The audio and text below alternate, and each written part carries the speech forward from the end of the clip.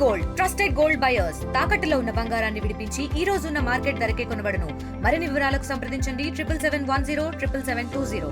Bus ప్రమాదంలో మృతి చెందిన మృతదేహాలకి ఫోరెన్సిక్ నిపుణులు ప్రత్యేక DNA పరీక్షలు చేసి ఆ బాధిత కుటుంబాలకు అప్పచెప్పేందుకు ప్రత్యేక బృందం రంగంలో దిగింది. మనతో మాట్లాడే ఫోరెన్సిక్ నిపుణులు ఉన్నారు. సార్ చెప్పండి, ఈరోజు జరిగినటువంటి అంశాన్ని ఎలా చూడాలి, ఎలా చనిపోయారని?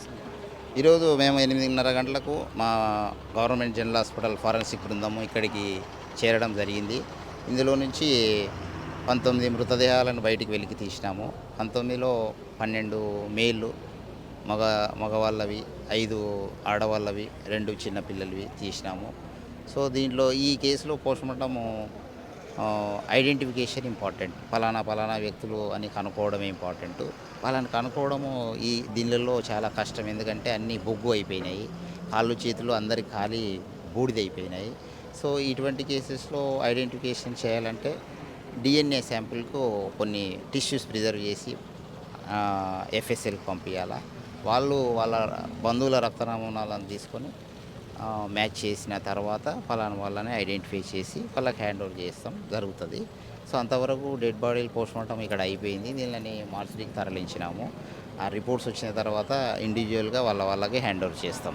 పూర్తిగా కాలిపోయి ఉన్నటువంటి మృతదేహాలను మగ ఆడని ఎలా గుర్తిస్తారు? అసలు కూడా గుర్తిస్తాం. ఎందుకంటే దీనిలోనే ఎక్స్పర్ట్ మేము, ఫోరెన్సిక్ ఎక్స్పర్ట్. అంటే ఇట్లా చార్డ్ బాడీలను కూడా ఐడెంటిఫై చేసి మగనా ఆడన, హైట్ ఎంత, వెయిట్ ఎంత, ఇవన్నీ గుర్తించడానికి మేము గుర్తిస్తాం.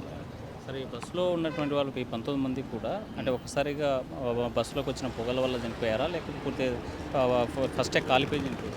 మంటల వల్లనే చనిపోయినారు వీళ్ళంతా. వెరీ క్లియర్గా బస్సులో ఉండే వేడి మంటలు, ఆ మంటలు ఒకసారి బస్సు అంటుకుంటే ఆ మంటలతో అందరు చనిపోయినారు. Mass disaster. This is a mass disaster. DNA samples ఎన్ని రోజుల్లో తీస్తారు? బాధిత కుటుంబాలకి ఎప్పుడు బాడీలను అప్పచెప్పారు? సో వితిన్ 1 or 2 days లోపల హ్యాండ్ ఓవర్ చేస్తాం బాడీలను. DNA శాంపిల్ రిపోర్ట్స్ చేసిన తర్వాత. అంటే పూర్తిగా మనకు కావాల్సిన ఎక్విప్మెంట్ అది ఇక్కడ ఉందా, లేకపోతే ఎంతమంది బృందం ఈ ఎపిసోడ్? 20 మంది బృందం ఉన్నాం. 20 మంది ఉన్నాం.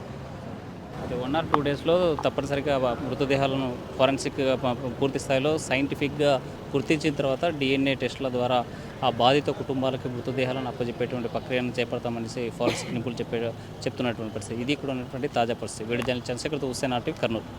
తెలుగులో ఫాస్టెస్ట్ న్యూస్ యాప్ ఇప్పుడు కొత్త అవతారంలో 5 సెకండ్లోనే పూర్తి వార్తా సమాచారం మీ చేతిలో. సోషల్ మీడియా ట్రెండ్స్ మీ కళ్ళ ముందుకే live TV and voice search ఆప్షన్స్తో ఇప్పుడే డౌన్లోడ్ చేయండి. యాప్ లింక్ డిస్క్రిప్షన్లో ఉంది.